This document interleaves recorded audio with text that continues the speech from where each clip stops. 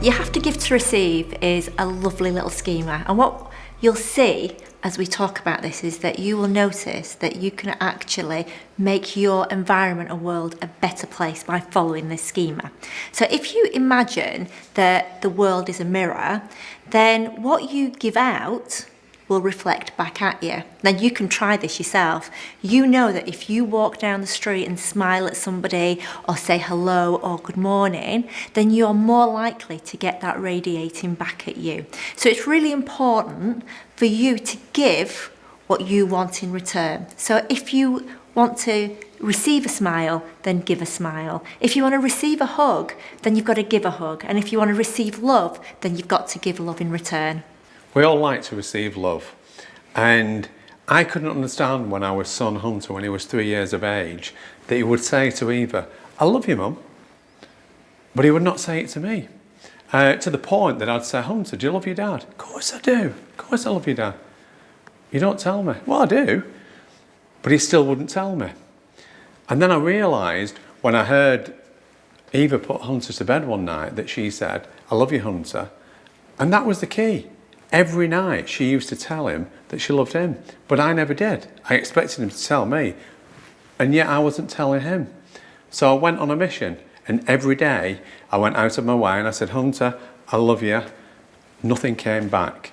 It took 2 weeks, and I remember I was walking through the dining room in our house, and he just pulled my hand, and I said, "Are you all right, Hunter?" He said, "I love you, Dad."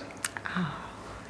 It was amazing. I'll never ever forget it. And ever since that day, I've told him that I love him, and he always tells me back. So you've got to give to receive. You see, Nick, did he love Hunter? Of course he did. And why didn't he tell him? Because Nick was a product of his environment. And in his home, the fact that they loved one another was an unspoken rule. But because Nick's parents hadn't told him, even though they absolutely did, and they showed that through their actions, they never actually said it. So Nick replicated that behaviour.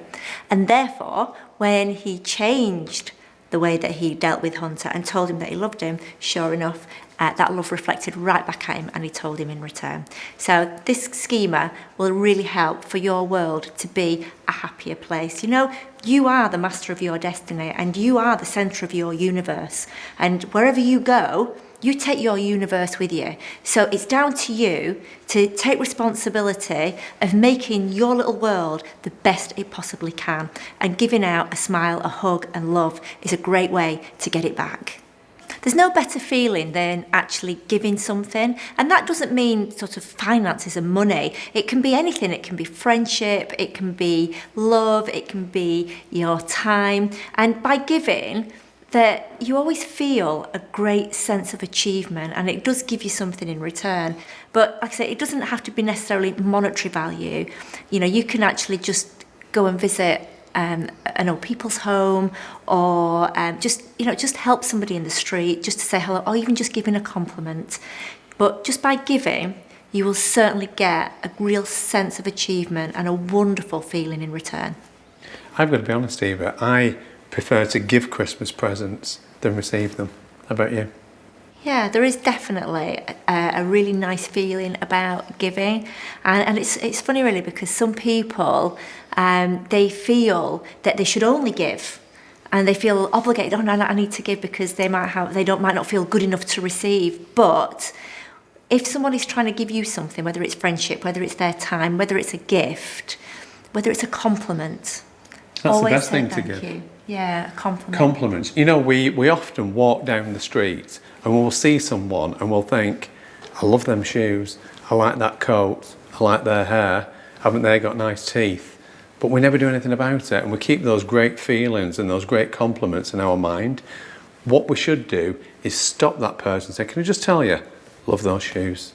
And what a difference that makes. Just give it a go.